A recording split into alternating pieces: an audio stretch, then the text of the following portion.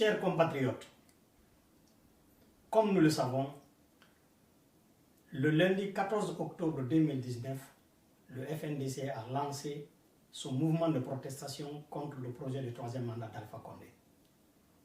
Eh bien, ce même lundi, dans la soirée, lorsque le président a constaté la mobilisation massive des Guinéens pour répondre à l'appel du FNDC, la présidence a sorti un communiqué dans lequel Alpha Condé concède aux Guinéens le droit de manifester. Et il ordonne la reprise des sessions du comité de suivi pour pouvoir parachever les élections communales et communautaires et trouver un accord pour le calendrier électoral futur, c'est-à-dire pour l'organisation des législatives. Eh bien, ici, j'aimerais dire une chose. Le président de la République doit savoir que ce n'est pas à lui de donner aux Guinéens le droit de manifester. Et il n'a pas non plus le droit ni le pouvoir légal de les interdire. C'est la Constitution qui consacre le droit de manifester dans son article 7. Le deuxième point, Alpha Condé ordonne la reprise des sessions du comité de suivi, ce qui est une preuve palpable que ce comité de suivi avait arrêté son travail parce que le président l'avait voulu comme tel. Il a fait arrêter le travail du comité de suivi et c'est pourquoi tout ce qui a été signé à l'époque comme accord, rien n'a été respecté. Nous nous sommes retrouvés, le fichier électoral n'a pas été révisé, les législatives n'ont pas été tenues. Jusqu'à présent, ces législatives et toutes les autres élections, les dates normalement sont fixées par les lois. Ça n'a jamais été respecté. Depuis qu'Alpha Condé est au pouvoir, jamais aucune élection n'a été tenue à sa date en Guinée. Il nous dit ici, comme raison pourquoi il tient à une nouvelle constitution, il dit que le fonctionnement est difficile sous cette constitution, ce qui fait qu'ils sont souvent obligés de faire des accords qui violent la constitution, ce qui est déjà très grave. Lui, le président de la République, qui est garant de la Constitution, il ne doit pas nous dire ici, reconnaître publiquement qu'ils ont été obligés de faire des accords plusieurs fois en violant la Constitution. C'est qu'il a failli à son devoir, il a failli à sa responsabilité. Un bon président aurait démissionné. Et je voudrais dire ici, pourquoi on fait des accords en dehors de la Constitution? C'est parce que l'opposition, elle n'a pas écouté aussi nos conseils. Nous, on a toujours dit à nos leaders aînés de ne pas accepter d'aller à des consultations, à des accords qui violent la Constitution. Mais pourquoi on en vient à ce point? C'est parce que l'État ne respecte pas la loi, c'est parce que l'État ne fait pas son travail.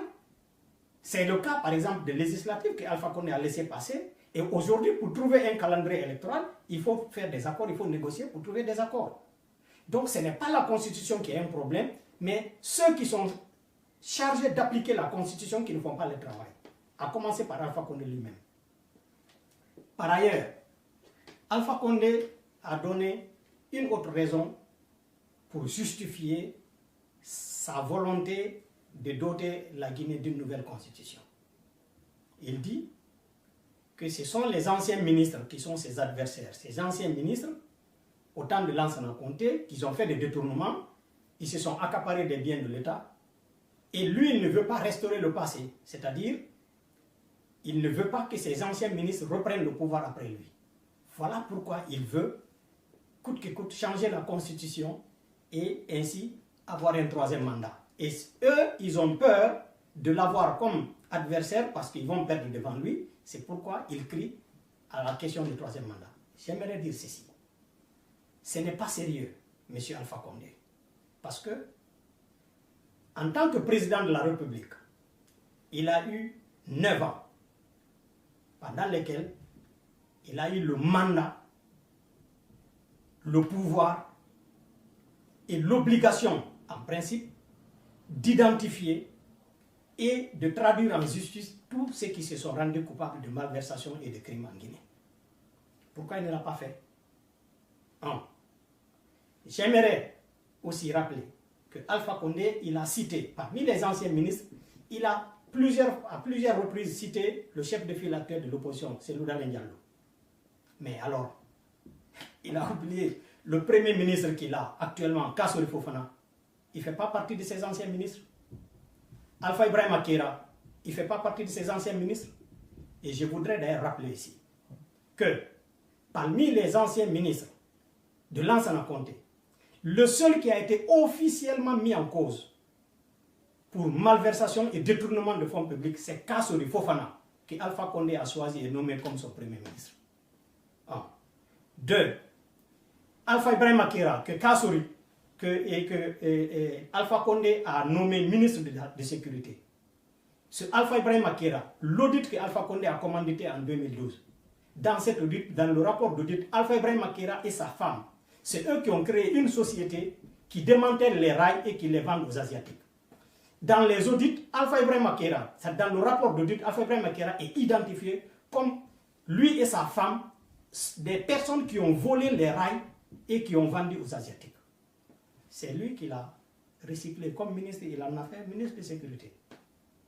Aussi, il y a Oye Guilavogi, qui est ministre actuellement dans le gouvernement d'Alpha Condé. Oye Guilavogi était un haut fonctionnaire de l'État. Il a été radié de la fonction publique pour malversation, faux et usage de faux. Alpha Condé l'a nommé maintenant ministre. Tout le monde le sait. Eh bien, j'aimerais dire à M. Alpha Condé que ce n'est pas sérieux et ce n'est pas crédible qu'il continue de nous parler des anciens ministres, alors que c'est lui qui les recycle, c'est lui qui les protège. Ceux qui sont dans l'opposition et auxquels il en veut, s'il avait joué son rôle de chef d'État, du premier magistrat du pays, ils auraient été identifiés, jugés et condamnés et ils n'allaient même plus être normalement dans la possibilité d'être candidat encore. Mais j'aimerais dire ici, Alpha Condé a livré les preuves ici que tout ce qui est en train de se passer aujourd'hui, toutes ces manigances-là, ce sont des manœuvres qu'il a planifiées depuis longtemps pour pouvoir obtenir un troisième mandat. Il ne veut pas que les anciens ministres reviennent au pouvoir. Mais il empêche les jeunes, les nouvelles générations que nous sommes, d'enregistrer un parti politique. Il refuse que nous ayons un parti. Mais en même temps, il se plaint que si lui il quitte, les anciens risquent de venir. Alors qu'il ne veut pas que les jeunes puissent s'enregistrer. Elles puissent enregistrer leur propre parti. Ce n'est pas sérieux. Ce n'est pas du tout sérieux. Je vous remercie, mes chers compatriotes.